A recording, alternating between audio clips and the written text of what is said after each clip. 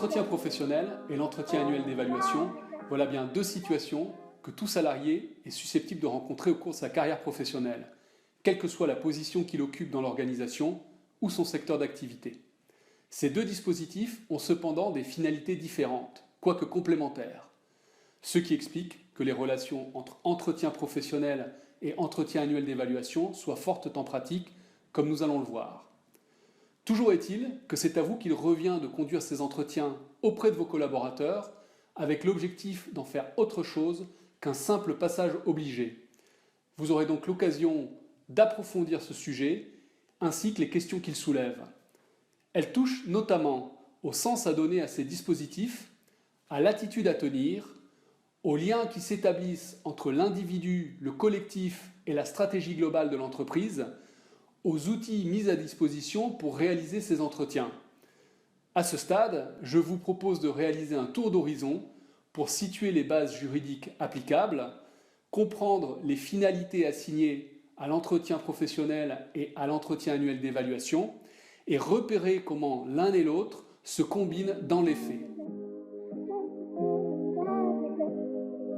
Le droit nous indique que si l'un est obligatoire, l'autre ne l'est pas. Précisons. L'entretien professionnel, pour commencer. Celui-ci a été institué par la loi du 5 mars 2014 relative à la formation professionnelle. Ainsi, chaque salarié, quel que soit son contrat de travail, CDI ou CDD, doit désormais bénéficier tous les 2 ans au moins d'un entretien axé sur ses perspectives d'évolution professionnelle. Cette obligation est reprise par l'article L 6315-1 du Code du travail qui codifie son régime juridique. L'entretien professionnel se distingue donc de l'entretien annuel d'évaluation qui, sauf disposition conventionnelle, n'est pas obligatoire. La loi n'impose pas à l'employeur d'évaluer ses salariés. Tout au plus, le Code du travail précise-t-il dans son article L 1222-3 que le salarié est expressément informé des méthodes et techniques d'évaluation mises en œuvre à son égard. Voilà pour les fondements juridiques. Qu'en est-il des finalités maintenant ?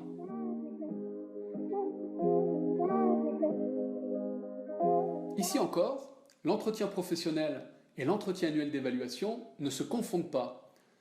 Alors que l'entretien professionnel poursuit des enjeux dits d'employabilité, l'entretien annuel d'évaluation vise à faire le point quant à la façon dont le salarié exerce son emploi. Les deux se conçoivent sous la forme d'un dialogue dont l'objet diffère. La raison d'être de l'entretien professionnel sera d'amener le salarié à devenir acteur de son évolution professionnelle, d'identifier avec lui les axes de développement possibles de ses compétences, de préciser les actions de formation à mettre en œuvre en ce sens. Tous les 6 ans, un état des lieux formalisera le parcours professionnel du salarié. Il précisera également les suites qui ont été données aux entretiens professionnels. Autrement dit, l'entretien professionnel s'inscrit dans une démarche de gestion des compétences et non dans une logique de type hiérarchique. Il ne s'agit pas ici de juger de la performance du salarié au regard des objectifs qui lui ont été assignés par l'employeur. À cet égard, le Code du travail prévoit expressément que l'entretien professionnel ne porte pas sur l'évaluation du travail du salarié. D'ailleurs, comme son nom l'indique, l'évaluation a lieu au cours de l'entretien annuel d'évaluation. Par évaluation, il faut entendre 2 choses. Tout d'abord, faire le bilan de l'année écoulée, tant du point de vue des missions réalisées qu'au regard des objectifs fixés, des difficultés rencontrées, des points à améliorer. Mais évaluer, c'est également fixer des objectifs professionnels et les moyens à mettre en œuvre pour les atteindre. Quoi qu'il en soit, indépendamment des finalités distinctes que nous venons d'identifier, les deux dispositifs auront vocation à se combiner en pratique.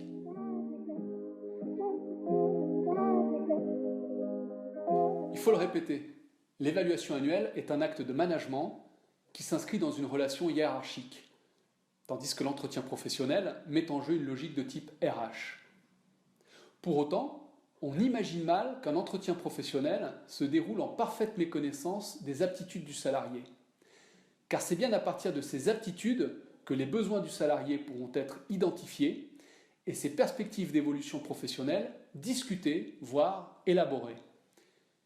Une coupure nette entre les deux entretiens s'imagine d'autant moins qu'en pratique, on peut penser que le salarié sera reçu par son manager dans les deux cas. En effet, seules les entreprises de taille suffisante confieront l'intégralité des entretiens professionnels à la fonction ressources humaines.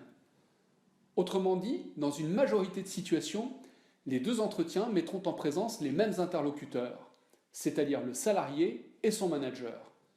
C'est pourquoi il conviendra de s'en tenir aux finalités respectives de ces deux entretiens.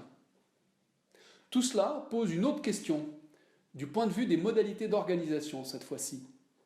Puisque ces deux entretiens sont distincts, faut-il ou non séparer dans le temps le déroulement de l'entretien annuel d'évaluation et de l'entretien professionnel? Là encore, les contraintes professionnelles pourront conduire les employeurs à opter pour un déroulement successif, moyennant deux convocations séparées. Enfin, s'agissant de la forme, chacun des entretiens fera l'objet d'une formalisation.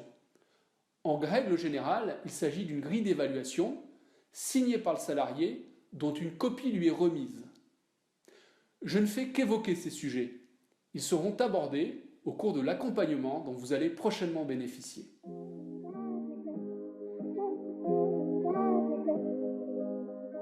Un mot pour conclure. Au-delà des aspects que nous venons d'évoquer, la question de fond tient dans le sens que vous accorderez, vous et vos collaborateurs, à l'évaluation professionnelle et à l'entretien professionnel. Simple dispositif ou véritable levier? En réalité, tout cela questionne vos pratiques managériales ainsi que les conditions de collaboration mises en œuvre. Là encore, selon la formule consacrée, le sens ne se décrète pas, il se construit. Voilà le premier niveau d'information que je souhaitais vous communiquer. Je vous souhaite à tous une bonne suite.